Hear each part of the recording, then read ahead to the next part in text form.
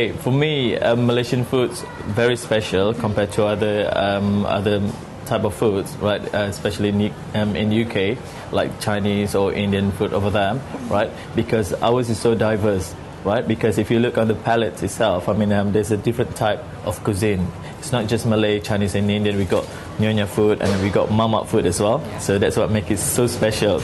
And this is when I introduced Malaysian type of food in my cookery class, and then that's what make it people like so exciting to know more about our food. Yeah.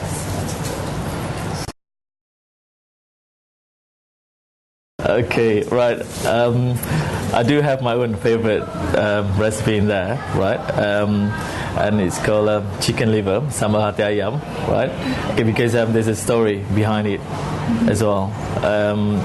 It's actually like quite a few there, but that's one of the things because there's quite a sentimental story between me and my mum anyway, because she said I couldn't eat the hati ayam because the chicken liver because I'm going to grow up becoming stupid when I'm becoming an adult anyway. So that's the story behind it, and I found out that it's actually not good for children because when the chicken start eating I don't know poisonous food or something, and then that goes straight to the chicken liver.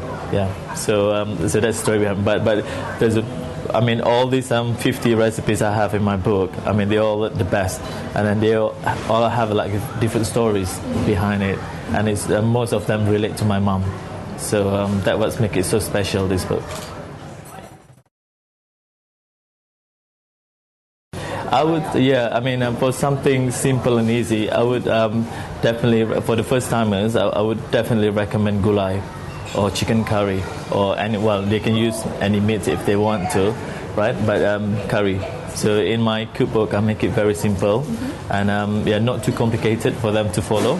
So it's like that's how I introduce them to people that are interested with our food. Say that this is like our day-to-day curries. We have it at home. Yeah.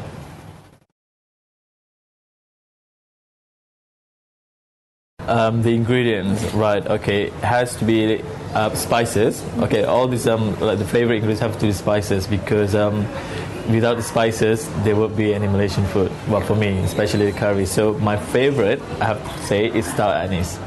Yeah, because it's a unique shape and the smell is just wonderful. There's a sweetness to it as well.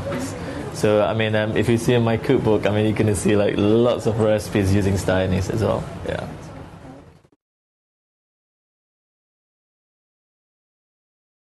Right, England. Well, because one of the reasons because I've been living there for 16 years. Okay, for a start, and then I've been to other Europe countries. I think the main barrier is the language, because other European countries they don't really speak English well. Okay, because if you go into Paris, you have to speak French and all that. It's the same with Amsterdam. You have to speak Dutch. So UK was perfect for me. As a location, and then and I chose Manchester because at that time there were not many Malaysian restaurants up there compared to London, so less competition. Whoa. Well, Alhamdulillah, it's been great anyway, but I never thought, because we did struggle the first year really bad, because not many people were aware of Malaysian food. They don't even know. Okay, and until now people still get confused. Over there people still get confused, like I say that our food is a Thai food, but it's just totally not anyway. So thinking of becoming successful like now, I think it's down to all our hard work. Ning as a whole team, me, my business partner Andy Spracklen, and then and also my staff, wonderful staff. Right, I have about nearly 20 of them. So we all work like a family. So that's what makes it so special, because it's very important. If you're gonna, you have to look after your staff as well. Because if you look after them, they will look after you as a boss. That's what they call me in the kitchen, boss, not chef.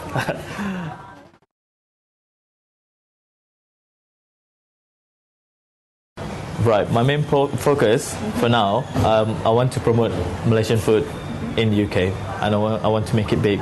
So that's my aim. Okay, and to the side of that, for Malaysian market, I want to introduce more like healthy food, healthy eating. Yeah, so because I think that's the awareness that need to pick up by all the Malaysians as well, because I've seen and I've been exposed to all that in UK, how people eat healthily, yeah, have a better future in life and all that, so at least they don't have to suffer in the next 20 or 30 years.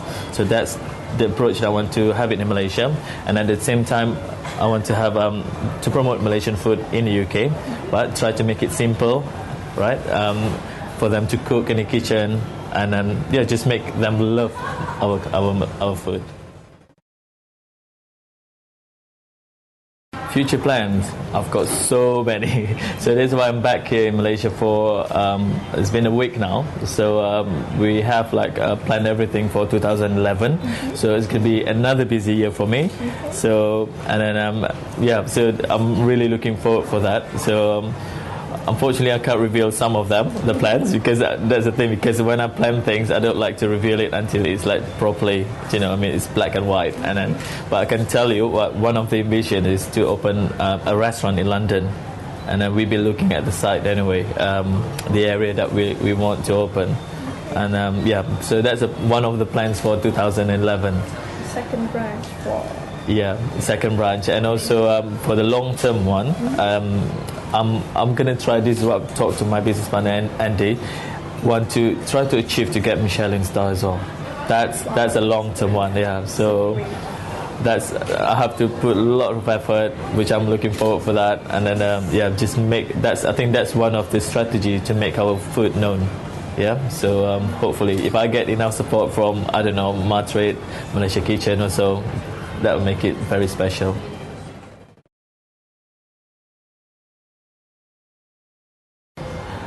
Okay, for the strategy or approach, we have it in UK, right? We have to balance out to make it healthy, right? Because one thing that people in UK notice, assume that our food is not healthy, quite fattening and all that.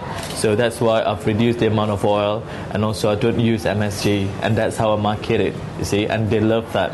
So especially when I serve them a bowl of curry, and then for Malaysians we have to make sure the oil is about that thick, right? So but over there I really reduce the amount of oil that I use, and then also use lots of fresh ingredients as well, like vegetables. So that's how I'll promote to them.